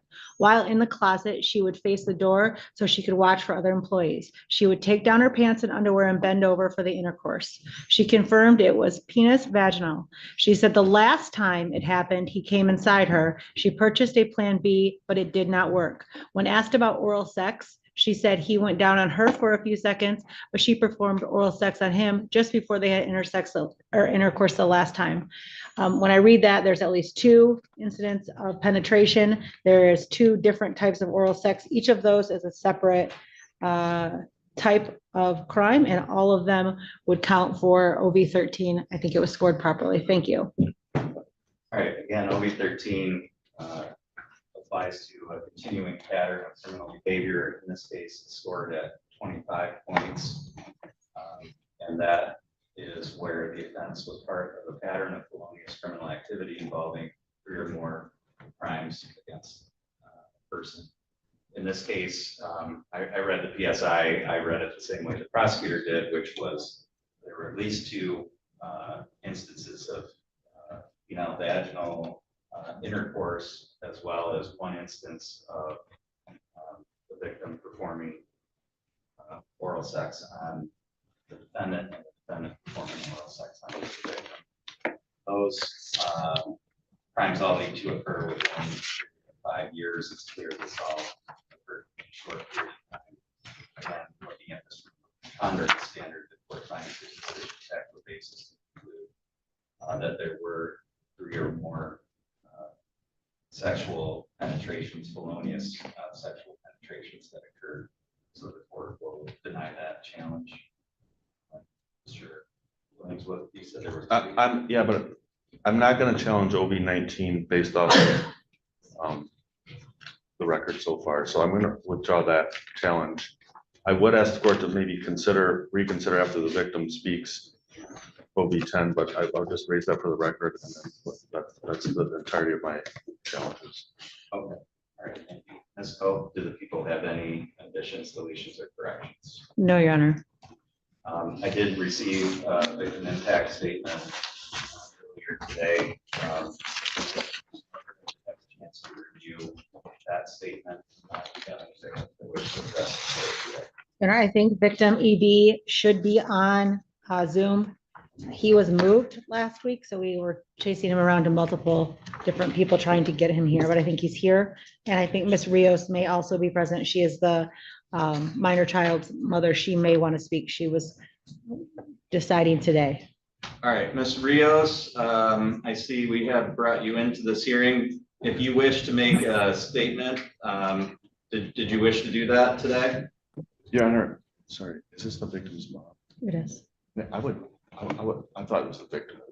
Can I just make the proper objection for it? Let me find out if she wants to speak first. All right. Ms. Rios, did you wish to make a statement today? Yes.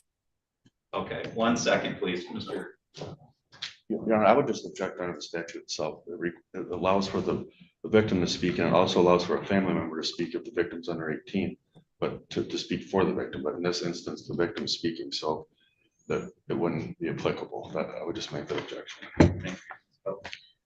Your Honor, I believe, and I'd have to pull the exact spot in the statute. I actually went over this numerous times. Because he is a minor, the parents are considered victims. Because he is incarcerated, he didn't have rights until sentencing. So we didn't provide those rights, but we did work with his mother. I actually ended up calling the Prosecutors Association because everywhere in the Crime Victim Act, it talks about defendants being incarcerated, but not victims. So minor victims, I should say. So we treated both of them as victims throughout the whole case. So my reading of the Crime Victims' Rights Act is that under these circumstances, both the victim, because he's a minor, would be able to make a statement along with a parent. I think there is an added layer here that the victim is currently incarcerated. I think all of that together, it's the court's ruling today that both or either can make statements. So the court will deny the objection. And Ms. Rios, now would be your time. Can you just, I already know this, but I want to make a record of it. You're the mother of the victim in this case, is that correct? Yes, Your Honor. Okay, and you may have heard this when I brought you in and made this statement at the beginning of the case here, but I'm just going to ask that you refrain from using your child's name here on the record, okay? Okay. And that's to protect his privacy. So please let me know whatever it is that you would like to state. I did read through your written statement that you submitted as well. Okay. I'm really just in disbelief. Can you imagine your son being in a secure treatment facility and being sexually assaulted and taken advantage of? Can you imagine someone your own age having a relationship with your son at his young age right now and having a baby? It's just a nightmare. And it's became my reality. Hello, this is JDF, and we have Mr. Ishan Beard. He was okay. Thank you. I'm just going to ask that the victim, young man, that the camera remain off. And once the mother is done making her statement, I will ask if he wants to make a statement. Please refrain from using the victim's full name here on the record, whoever just said that. Thank you. Ms. Rios, if you'd like to continue, I'm sorry about that interruption. No problem. He was the youngest child at the Shawano Center, trying to rehabilitate and work on his own issues. Instead, he was focused on you. You manipulated my son. You preyed on him. You were in a position of power that wasn't supposed to happen. You were trusted with all of these children to keep them safe and help them through the program. This is going to affect my son for his entire life. He doesn't think that he's a victim because he's a teenager that just got to sleep with a grown woman while he's locked up. A lot of people don't view it as bad as it really is because he's a boy and she's a girl. But the fact of the matter is, he was and still is a child. I don't know what to say now that DNA was established, because I really had a whole different message for you. But I don't want to sabotage any relationship with that child. And Ishan wants to be in that baby's life.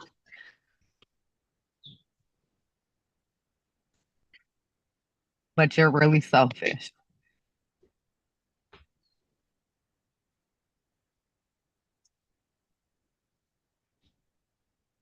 All right, thank you. Ms. Rios, was there anything else that you wanted to say today? No. Okay, to the facility where the victim is, if you can unmute, please. All right. Do we have the victim EB present? I'm using the initials EB.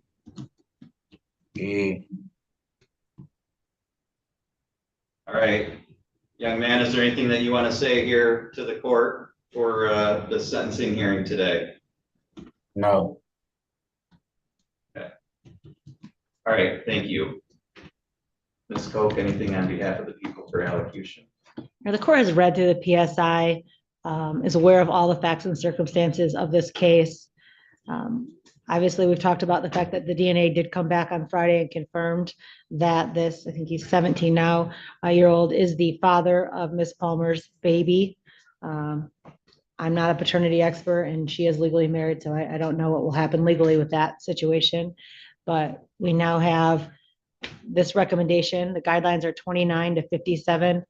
Frankly, I think Ms. Palmer's behavior is pretty egregious. When I read through it, all of the behavior that went up to this and all the things she did, all the going to the room, the faking the accidents, everything that happened to get access to this young child.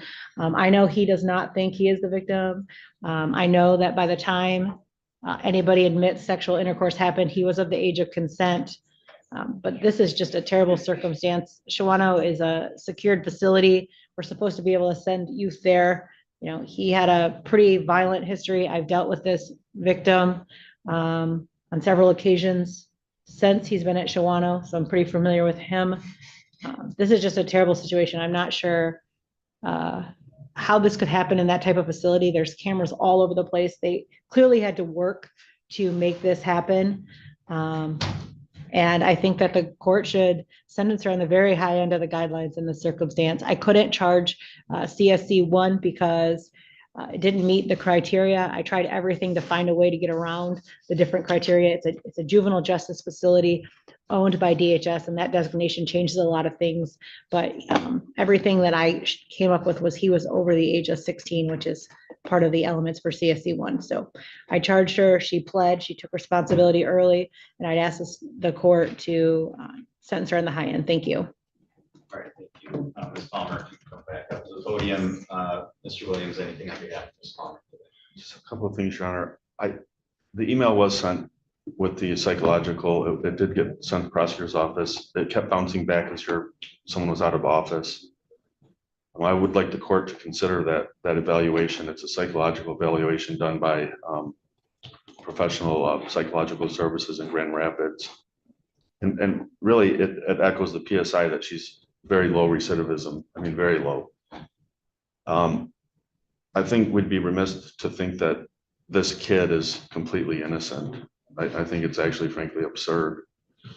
He staged the problems. She had nothing to do with it. There's nothing in this record on film, anything, anywhere in this record to say they were in cahoots with each other to stage this. He preyed on her. He knew her routine. She spent a first part of her life in law enforcement as a female police officer in a super male dominated, ego driven type mentality / environment, which was traumatic to her, gave her very low self-esteem per her psychological evaluation, made her really question herself as a person and felt at a low point. She didn't have anywhere else to work, any other skills, so she got a job at this correction facility. And this person planned these things to happen with her. And the first time it occurred, she didn't fight it. It happened and it happened, and she didn't know how to accept it. She didn't know what to do. She didn't know she should report this. She didn't know what to do. And then it happened again. And in between the first time it happened and the second time it happened, she anguished over it. She has 2 other children. She had a husband. She had no one to talk to. She felt weak. She felt inferior. And that's her story. Frankly, he's 16 years old. He's old enough to consent. He's old enough to be violent enough to physically harm people or kill someone. He's old enough to be incarcerated like an adult, and he's old enough to be incarcerated in a prison here at some point. But he's not an innocent child. He's a young man who's certainly a kid. I completely agree with everything his mother said. As a parent, I agree with her 100%. But in reality, she's not a predator. She's a tiny little person who has super low self-esteem, who barely has a cognitive ability to function, and has very poor decision-making skills. So, and she spent her life dedicating it to law enforcement and to the community and as being a corrections officer. So she made a huge mistake, but she also has 3 kids now. They have a family member here who wants, thank you, 2 kids now. A mom who has the foresight, a grandmother has the foresight that realizes that they need to patch this back together. I'm going to ask the court, and the young man did put in his written statement that he was the mastermind behind this, that he is in counseling, but it's not for this, it's for other reasons. So I'm asking the court to do a downward departure. Place her in prison, puts 2 children without a mother. There's 0 likelihood for her to ever reoffend. I mean, 0 in this one. it's not going to deter another person from getting involved, another correction officer from getting involved in a unique circumstance like this. And it's only going to bring further harm to the community and to her children that are involved here. This young man wants to be part of the child that she's the mother to. They're going to be connected, whether she goes to prison or not, the rest of their lives. And so are these families. So what purpose does it really serve? And I mean that from a very practical standpoint. I'm not saying this as a defense attorney. I'm saying this has been doing this job for 20 years and some 1,000+ cases by now, at least. And I'm saying, hey, we got a person who had sex with someone who, but for the working in the institution, it would have been consensual, mutual, and legal. Now there's a child born, and we have a person that's not going to reoffend. She's certainly not going to get another job at a correctional facility, and she's highly unlikely to reoffend regardless, based off of not only the scoring in the PSI and the scoring in the psychological eval. So frankly, if you gave her local services, put her in counseling and treatment and therapy, she could raise her own children in the community and not depend on other people to do that and those resources. And she can figure out how she's going to spend the rest of her life with this SORA registry and felony on her record. So that's a huge punishment. So I'm asking the court to do a downward departure. There's plenty of substantial compelling reasons to do so. She comes before the court with no criminal history. Thank you, Your Honor. Thank you, Ms. Palmer. Is there anything that you wanted to say? All right, so I read through the report. I'm obviously familiar with what happened in this case and your actions.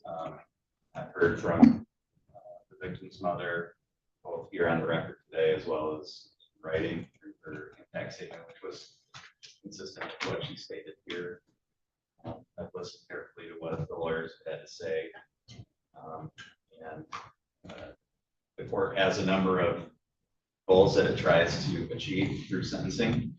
Number one is to punish the offender, in other words, to punish you for the wrongful conduct that you engaged in, to protect the community, to remove you from the community for a period of time, so that you don't have the ability to commit any offenses. Deterrence, so that other people see that this is the type of conduct that we don't condone or accept as a community or a society. And so hopefully people see that and don't engage in this kind of conduct because they understand there's consequences to it. And then finally, rehabilitation. So when I look at what is an appropriate sentence in this case, I try to balance all of those factors. There's a few things that stick out to me about this case in particular. And I understand the argument. Everybody's referenced it here today that this is a young man who was 16, at least at the time of at least one of these, based on the prosecutor's statements. It's possible that something occurred when he was 15, but regardless, a teenage male. And everybody's alluded to the fact that he doesn't see himself as a victim in this case. But the law views him as a victim, whether he thinks he's a victim or not.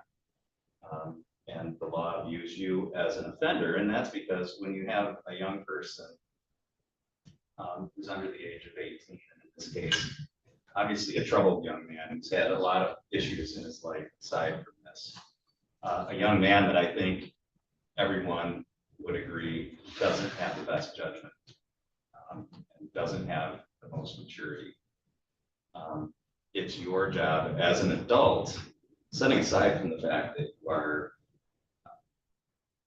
charged with the responsibility of overseeing these individuals. If this was just something that happened out in the world, as an adult, as a grown woman, as someone who's supposed to have some maturity, certainly greater maturity than a 15 or 16-year-old boy does, it's your responsibility as an adult, even if that individual wants to engage in this conduct, to say, you know what, this isn't good for you, this isn't good for me, we're not going to do this, to exercise some better judgment. Certainly in your role at Shawano and the responsibility of oversight that you had even a greater responsibility to exercise better judgment and not allow this individual to engage in conduct. And that's assuming that he was the mastermind behind this. When I read that report, it read much more to me like this is something the two of you came up with and executed together to be able to have access to each other.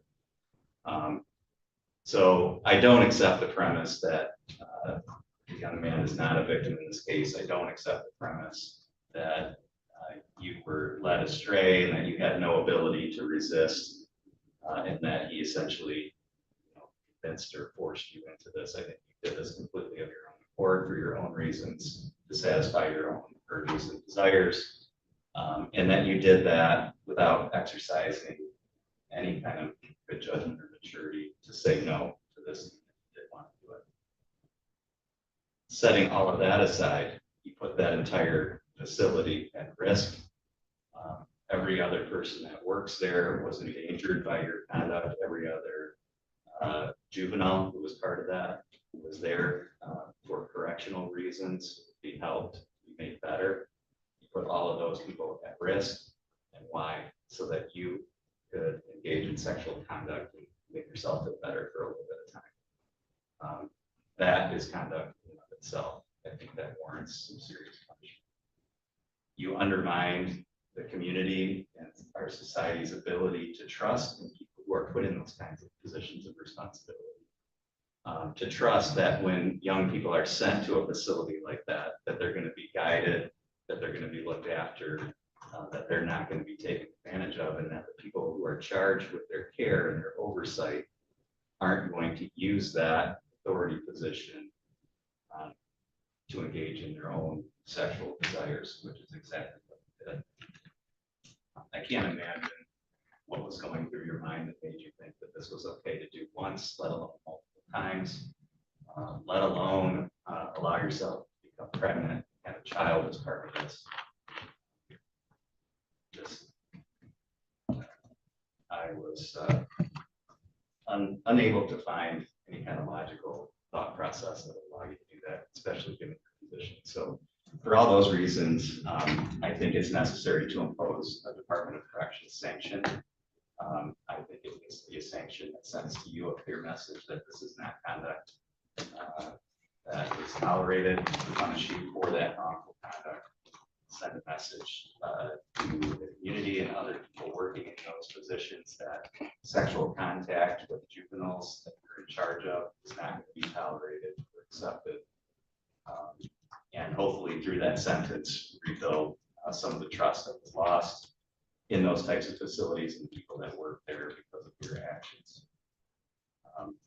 I do think there are some mitigating factors that Mr. Williams pointed out. You do have a lack of prior history. You are a young person, you're 32 years old, you have an opportunity to correct your behavior going forward, and I hope that that's what happens. And I think the recommendation balances those aggravating factors that I've discussed as well as the mitigating factors. So the court finds that a sentence within the guidelines, but towards the top end of the guidelines is appropriate. The court is going to sentence you to the Michigan Department of Corrections for a period of 48 months to 15 years. You do have credit for 1 day served. The court is going to require that you register under the Sex Offenders Registration Act and comply with all reporting requirements, that you not have verbal, written, electronic, or physical contact with the victim, either directly or through another person, and that you not be within 500 feet of that person's residence, school, or place of employment. Crime victims assessment of $130, court costs of $325, DNA testing fee of $60, $68 state costs. You do have the ability to seek an appeal of the sentence. Mr. Williams, there is an acknowledgement of Ms. Palmer's appellate rights there. Oh, okay. If you can have her acknowledge receipt of those, Ms. Palmer, those papers are going to explain to you what your appellate rights are as well as how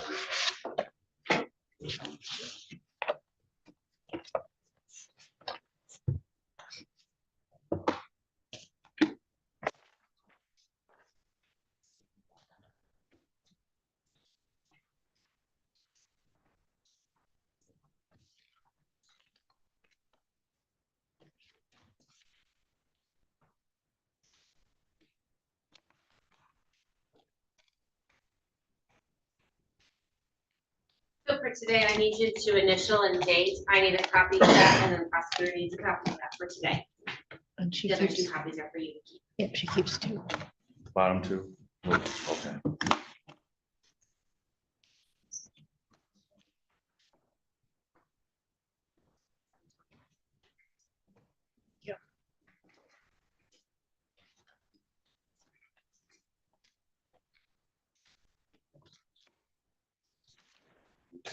I take We one. are rescinding the custody statements. Thank you.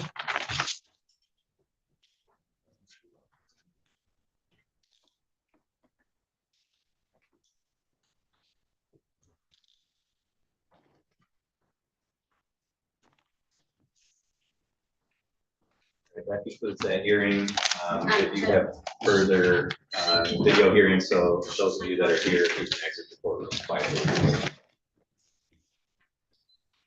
I have a initial. Do you want mine? Yeah, because she didn't sign it. Okay, there you go.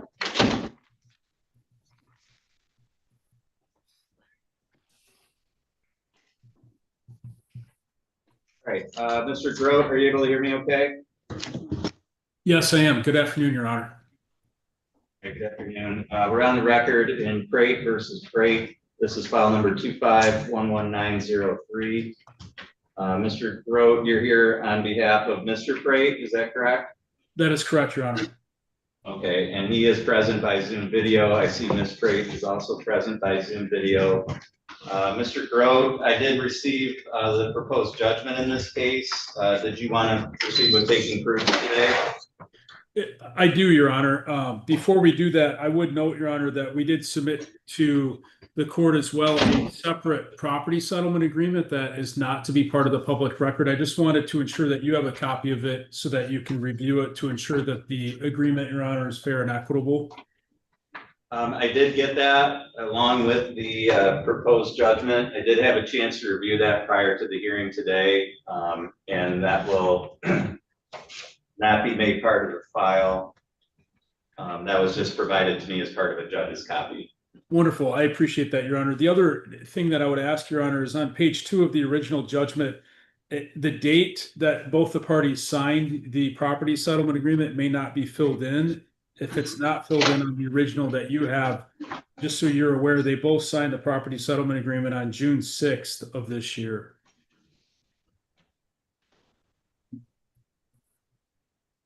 And with that being said, Your Honor, I would call the plaintiff for purposes of putting the proofs on the record. Okay. Before we do that, Ms. Crate, were you able to hear, I need you to unmute, and were you able to hear what Mr. Grote just said? Yes, Your Honor. Okay, and did you want to proceed with finalizing the divorce today? Yes, Your Honor. Okay, so I'm going to ask both of you to raise your right hands, please. You both solemnly swear or affirm the testimony you're about to give will be the truth, the whole truth, and nothing but the truth to help you God? Yes, Your Honor. Yes, Your Honor. Okay, thank you. You can both lower your hands, and Mr. Grote, whenever you're ready, please proceed. Thank you. Ryan, please state your full name for the record. Ryan Edward Prate. And before you filed your complaint for divorce, had you been a continuous resident of Crawford County for at least 10 days? Yes.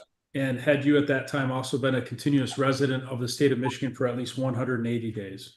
Yes.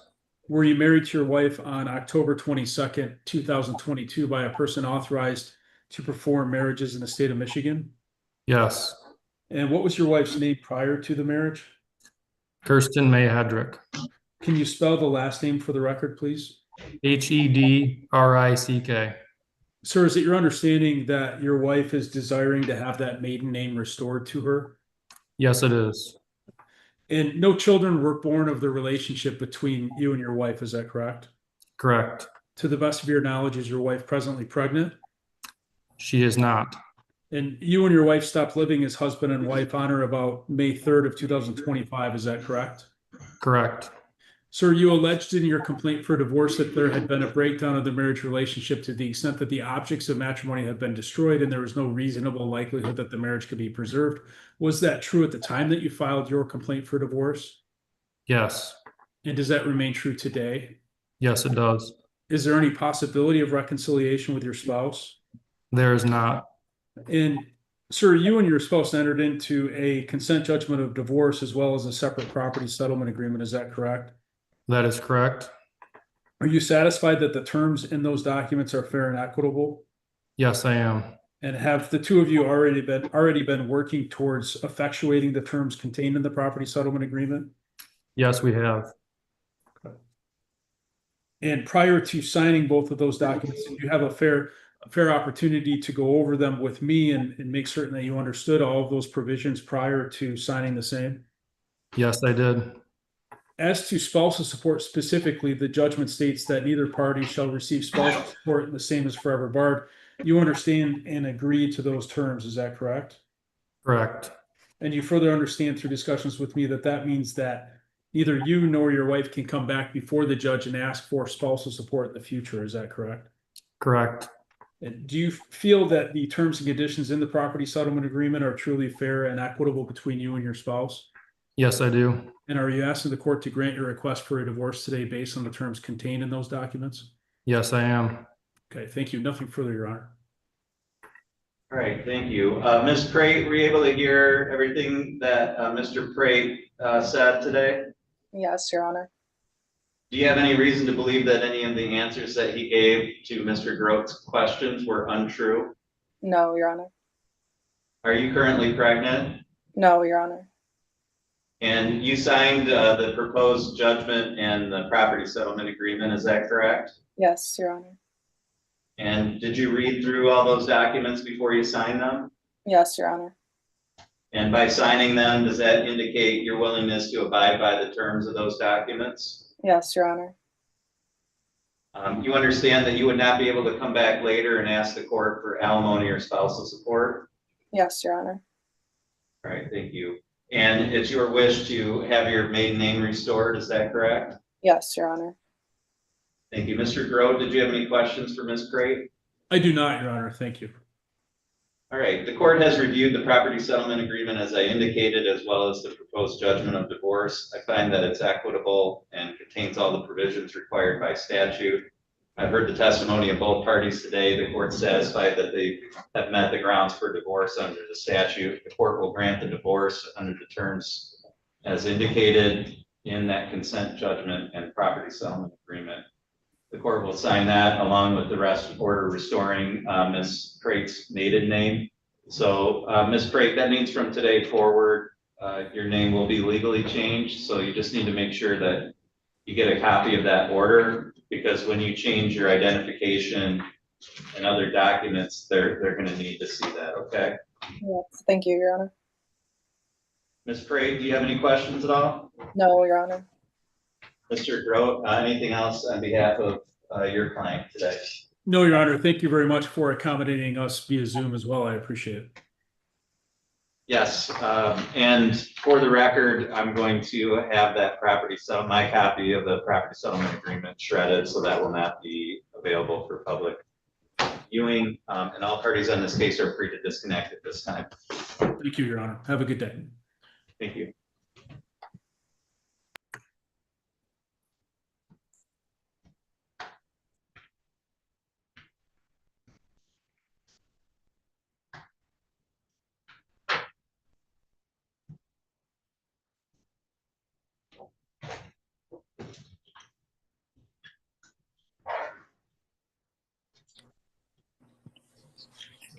Sir, is your name Brian White?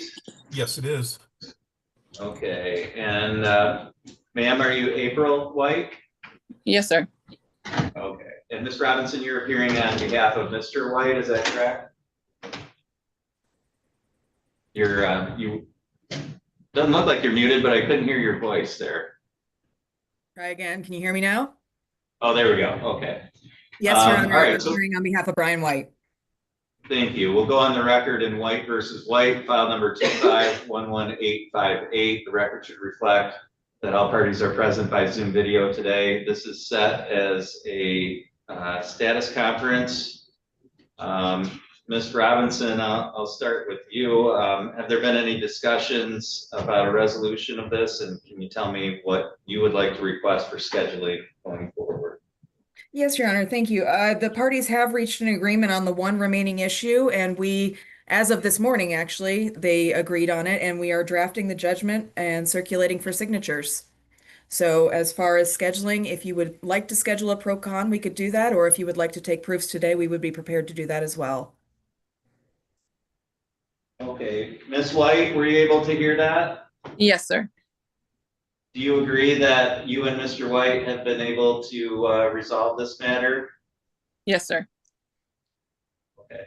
Ms. Robinson, I mean, typically if we had opposing counsel or if this had occurred, you know, sometime earlier than this morning, I might feel more comfortable taking proofs today, but given the you know, how this is so recent that the parties have agreed, I think maybe for all of our benefit, it'd be better to set this for a separate hearing to finalize the divorce. So let's do that. That'll give everybody a chance to see everything in writing and get everything signed. And then I will set this for a hearing at my next available date.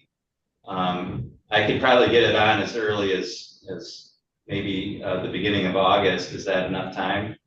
Oh, absolutely, Your Honor. That would be great. Okay. Ms. White, are you okay with that? Yes, sir. That's fine. Okay. So I'm not sure what my docket looks like that day, Ms. Robinson, so I'm not going to guarantee it, but if there's room, we'll try and get this on that date. If not, we'll get it for the next available date after that. Wonderful. Thank you so much, Your Honor. Okay. Ms. White, do you have any questions at all? No, sir. Ms. Robinson, anything further on behalf of your client today? No, sir. Okay, thank you. That's all for today. The court will send out a notice of the date and time of that final hearing. It'll be by Zoom, just like we're doing today, and all parties are free to disconnect. Thank you. Have a great afternoon.